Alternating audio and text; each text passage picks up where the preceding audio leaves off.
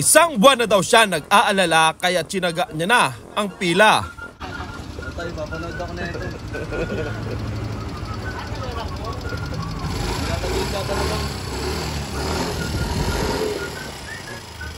Pang-anim siya sa pila kaya sabi niya tsatsagain niya na.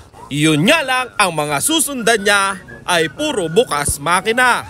Tinanong ko nga siya kung naiinip ka na, sige ikaw na ang tumira. Kumbaga self-service tayo dito repa, banatan mo na, dali-dali niyan dinampot ang tools. Makakatipid na siya sa labor subalit mapapagastos siya sa pyesa kapag meron siyang maling nagawa.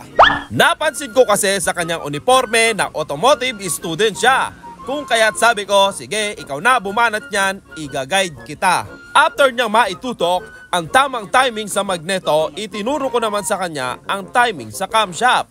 Tinanong ko nga siya dyan kung may nasira na siyang motorsiklo at ang tugon niya, wala pa.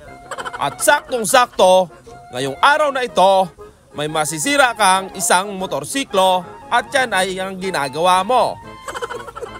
Gamit ang mahiwagang banayad finger, pinasalat ko sa kanya ang clearance ng intake at exhaust na balbula.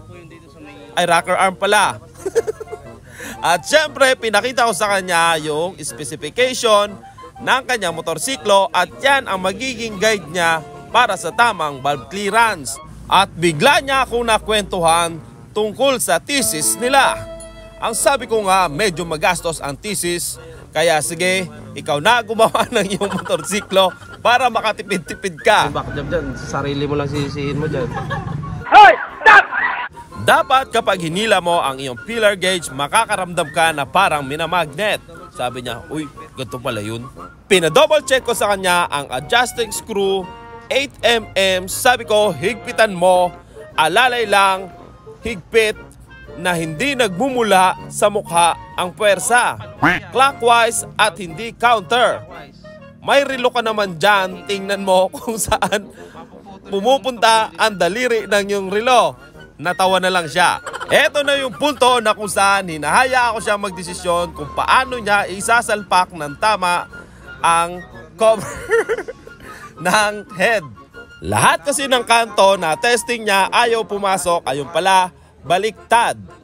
Game, the moment of truth. Dito. Sige. Nalagiti ka. Ha? Ayun yun.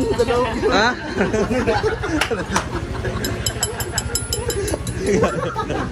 Alright. Okay na? Alright tayo dyan. Ano mo babayaran? Nang hingi pa ng sticker, tubong lugi talaga tayo. Nag-request pa ng dalawa.